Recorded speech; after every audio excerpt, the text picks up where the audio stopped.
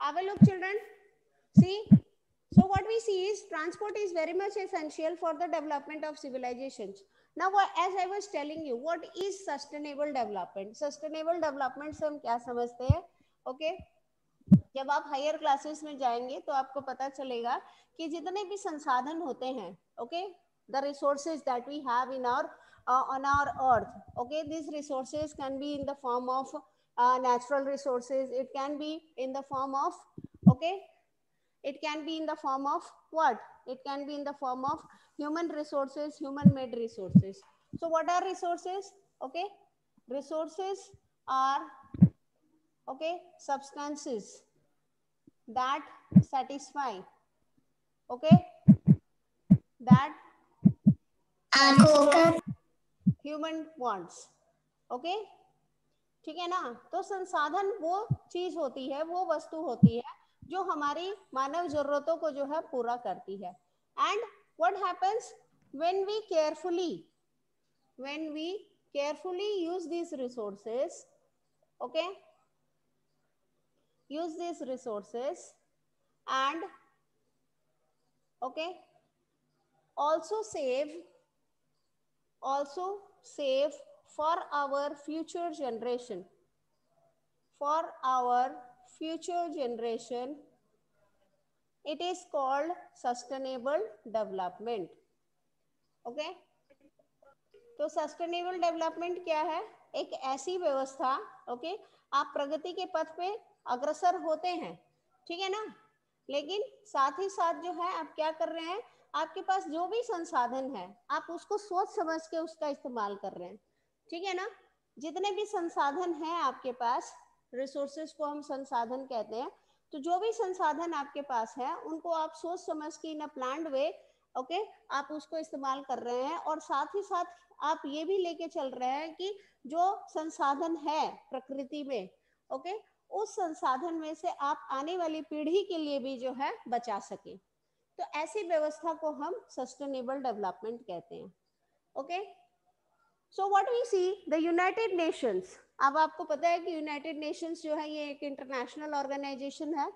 So what we see is United Nations first formally recognised, the United Nations, okay, सबसे पहली बार, ठीक है ना।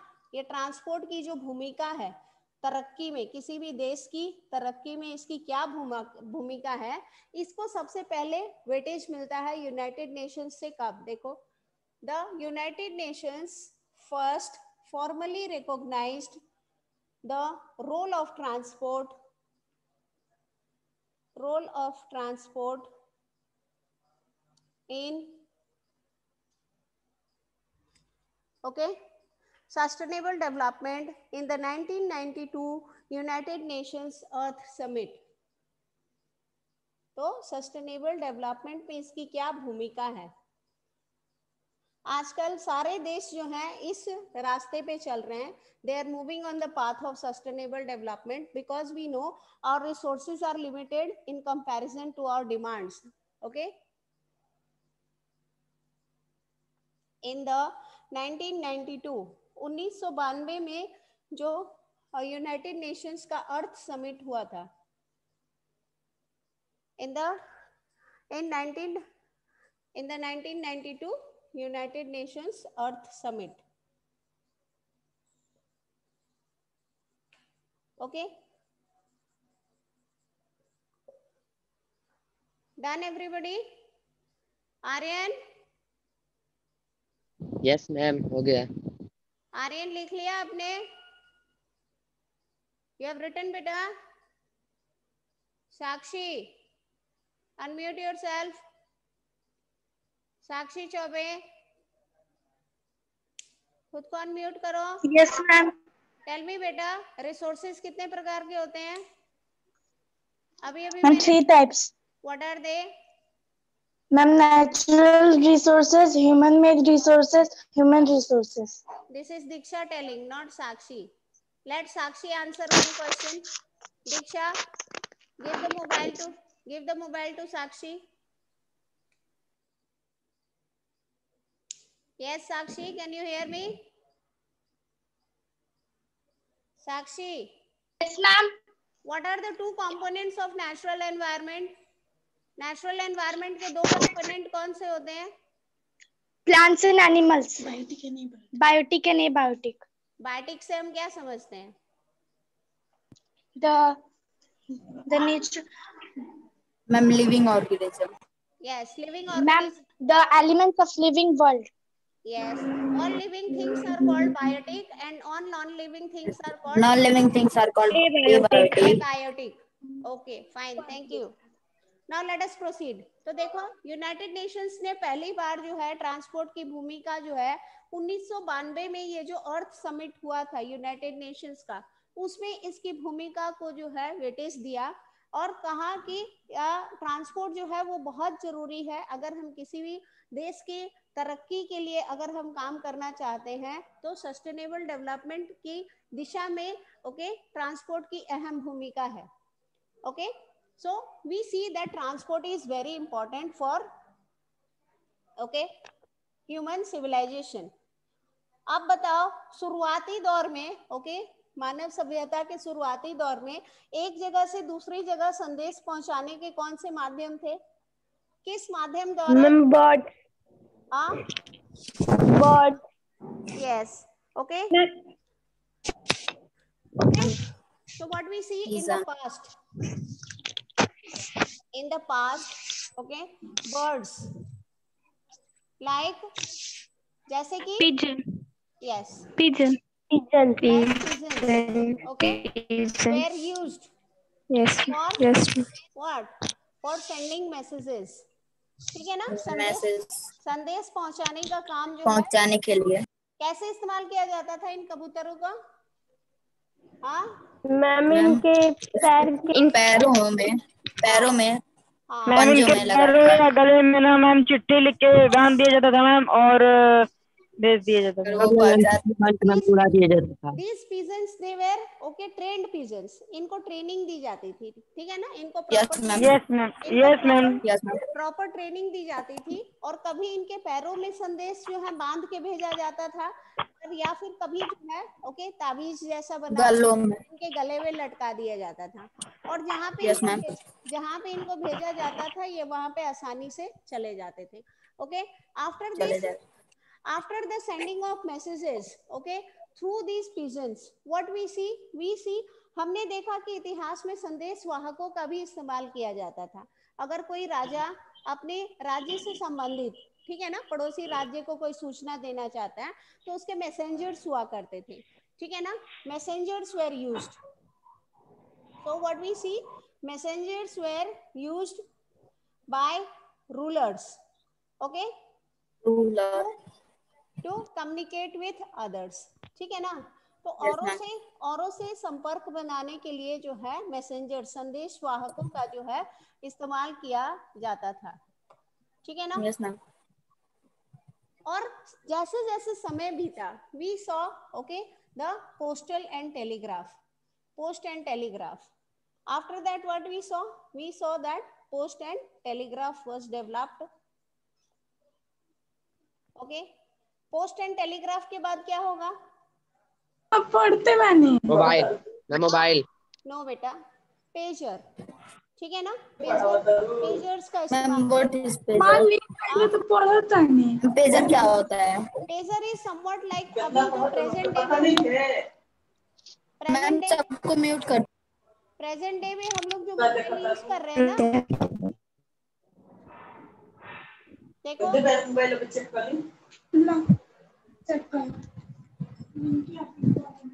लिंक पड़े में कितना गरम mobile. Listen children, so what we see, fax was used, fax machine जो है fax machine का इस्तेमाल किया जाता था। So we see pagers and fax machine were used, were used for communication. तो ये हम लोग जो है देखो ट्रांसपोर्ट से हमने शुरू किया और हम लोग कम्युनिकेशन में पहुंच गए। This is not part of transport but this is part of communication. तो what we see, post and telegraph was developed, after that pagers were developed. Pagers जो है मोबाइल के जैसे ही हुआ करते हैं, आप यहाँ पे कोई मैसेज जो है आप टाइप करिए और वहाँ पे जो सेंडर जो पर्सन है उसके पास जो है वो मैसेज चला जाएगा। It was used only for sending and receiving messages, pagers. It was not used for okay calling each other. ठीक है ना? So what we see is transport is very essential for the development of civilization. सभ्यता की विकास के लिए जो है okay आवागमन के जो साधन है ये बहुत ही जरूरी है। अतीत में अगर हम देखेंगे तो हम देखेंगे जानवरों का इस्तेमाल किया जाता था, ठीक है ना? Okay, animals were used. Animals were used for transportation, we see. Okay, animals like donkeys, mules, okay, donkeys, mules, okay. Then what we see is bullocks and camels. Bullocks and camels, okay, were used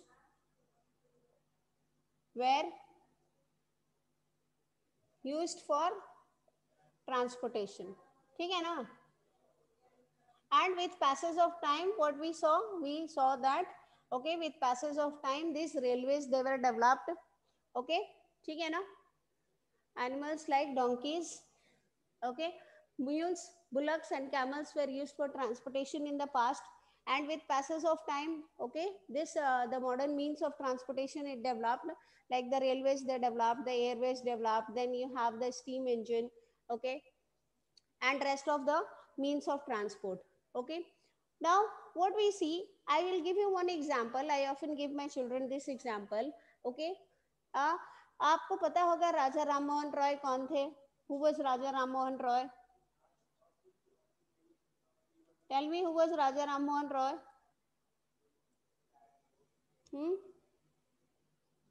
Who is Raja Ram Mohan Roy? जय, आपको पता है राजा राम मोहन रॉय कौन है? Yes, children, can you hear me? Founder of Brahmo Samaj. Yes, he was the founder of Brahmo Samaj. Okay, see, Raja Ram Mohan Roy, ठीक है ना? राजा Ram Mohan Roy was a social reformer, ठीक है ना? ये एक समाज सुधारक थे, ओके, एंड फाउंडर ऑफ ब्रह्मो समाज, ठीक है ना? बंगाल में जो है उन्होंने इस संस्था की स्थापना की थी जिसका नाम था ब्रह्मो समाज, ओके। और वो एक ऐसे समाज सुधारक थे जिन्होंने सबसे पहले आवाज उठाई थी सती प्रथा के खिलाफ, विधवाओं के पुनर्विवाह के लिए जो है उन्होंने आवाज उठाई थी, ओके। तो ये सारी जो गलत प्रथाएं थी हमारी हिंदू समाज में उसको जो है बदलने के लिए उन्होंने आवाज उठाया था, इसीलिए उन्हें समाज सुधारक कहा जाता है। अब ये राजा राम मोहन रॉय, ठीक है ना, ये रहते थे कलकत्ता में, लेकिन इनको जब अध्ययन कर okay when Raja Ram Mohan Roy he wanted to study books, he had to travel all the way from Calcutta to Central Library, North Bengal. Yes, North Bengal, to Central Library of North Bengal University, और वहां पे उनको जाने में जो है घोड़े से, उस समय घोड़े का इस्तेमाल किया जाता था, okay, they used to ride on the horseback, he used to take 40 days। अब सोचिए कलकत्ता से सिलीगुड़ी पहुंचने में उनको 40 दिन लग जाता था, और आज के समय में ये दूरी जो है मैक्सिमम जो है 9 घंटे, ओके, 8 से 9 घंटे में आप ये दूरी तय कर सकते हैं थ्रू रेलवेज, ओके, और एयरवेज से तो और कम समय में आप दूरी तय करते हैं 1 to 2 hours, okay, if you wish to, okay. आप अगर दमदम एयरपोर्ट से अगर फ्लाइट टेक ऑफ करती है आपकी और आप जो है बागडोगरा एयरपोर्ट पे उतरते हैं, आपको मैक्सिमम 1 to 2 hours लगता है।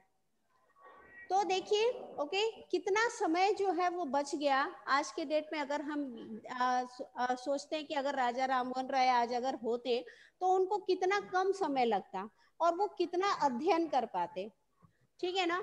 40 दिन का समय जो है वो कोई मामूली बात नहीं होती है। अगर आप स्टीम इंजन के बारे में अगर आपको पता होगा, who discovered the steam engine? Anybody? Steam engine was developed by whom? Was it James what? Ma'am, James Cook. James what? Ma'am, Cook. What? Yes, ma'am, James Watt. James Watt. It is James Watt. James Okay. Watt. Yes तो steam engine के आविष्कार के बाद क्या हुआ था, पहले जो यूरोप से लोग जब निकलते थे भारत में आने के लिए, ठीक है ना, हमारे इंडिया में आने के लिए जब वो निकलते थे okay through the eastern route, उनको जो है 2 से 3 महीने लग जाते थे भारत पहुंचने में। लेकिन steam engine, see the moment I unmute them they start disturbing me. Mobile लिया नहीं तो कदे दे। So what we see that okay the discovery of the steam engine reduced the okay length of the route, okay the duration of the route. Previously those people who were taking 2 months to reach from Europe to India, now they were taking maximum okay 7 to 10 days, 7 से 10 दिन में जो है Europe से भारत में पहुंचना संभव हो गया था। So what we see this okay transportation system is very much essential for our development. अगर हमारी ट्रांसपोर्टेशन फैसिलिटी वेल डेवलप्ड है तो हम ओके तरक्की बहुत आसानी से कर सकते हैं। आप देखेंगे कि हमारे देश में ऐसी बहुत सारी व्यवस्थाएं बन गई हैं। अगर आप हेरिटेज टॉय ट्रेन के बारे में अगर आपको पता होगा तो आपको पता होना चाहिए कि जो टॉप मोस्ट स्टेशन है, ठीक है ना, जो टॉय ट्रेन है हमारी दार्जिलिंग की जो टॉय ट्रेन है, it has been recorded in the Guinness Book of World Records, okay, and the topmost station for this train is Ghum। आपने मैं हूं ना मूवी देखा होगा, मैं हूं ना मूवी में आपने देखा होगा शाहरुख खान जो है ट्रेन से उतरते हैं, okay, and one more song has been featured, एक और जो गाना जो है उसकी रिकॉर्डिंग हुई है इस ट्रेन के ऊपर, and that movie is from that song is from the movie Dil Se, okay। So what we see is okay at present ये जो मान लीजिए ये दार्जिलिंग की जो है पहाड़ है, ठीक है ना, तो ये जो रेल का जो रूट है वो उसको ऐसे गोल गोल गोल गोल काट के जो है यहाँ पे लाया गया। the topmost station is called Ghum। यहाँ पे जो है स्टेशन है और ये ट्रेन की जो है रेलवे ट्रैक्स हैं, ठीक है ना, गोलाई में जो है इस रेलवे ट्रैक को काटा गया है, तैयार किया गया है और गोल गोल घूमते घूमते जो है ऊपर स्टेशन जो है स्टेशन पे जो है ट्रेन पहुंच जाती है। So see how fast and how modern we have become। Previously in order to climb the mountains we had to take okay difficult routes, difficult terrains, ठीक है ना, क्योंकि पहाड़ों पे चढ़ना जो है वो आसान बात नहीं है। कई बार आप ऊपर चढ़ते हैं, बड़े से जो है पत्थर खिसक जाते हैं, कहीं पे मिट्टी खिसक जाती है, कहीं पे जंगली जानवर हो सकते हैं, आपको काट सकते हैं। अब रेलवेज के डेवलप होने की वजह से इन पहाड़ों पे चढ़ना बहुत आसान हो गया है and people who are residing on the topmost part of a mountain they can easily okay avail the railway facility and they can descend downwards। अपनी सारी जरूरत की चीजें जो है प्लेन एरिया में आके वो ले सकते हैं। यहाँ पे आपका कर्शियोंग है, okay the top most part of Darjeeling and here you have Siliguri, okay. तो ठंडियों के समय में क्या होता है, ठंडियों के समय में जो लोग पहाड़ी क्षेत्र में रह रहे हैं, ऊंचाई पे जो रह रहे हैं, वो लोग जो है okay through with the help of these railways they can easily reach the plain area और यहाँ पे अपने ठंडी के समय को जो है खूब आराम से वो बिता सकते हैं। So all this is due to the development of the transport। Now we will try to understand the major means of transport, okay। What are the major means of transport? See, now we will try to understand modes of transport।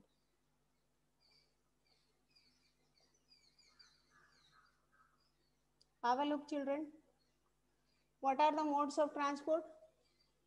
There are mainly okay 4 means of transport। ना yes बेटा बोलो क्या कह रहे हो? कुछ कह रहे हो? Jess, where are you? I can't see you. हाँ, Jess Mishra. Who is this sex lover? Sir देख रहे हैं? ये देखिए, इतने बेहुदे हैं, देख रहे हैं क्या अपना नाम देके भेजा है? हाँ, how to sort out these? हाँ,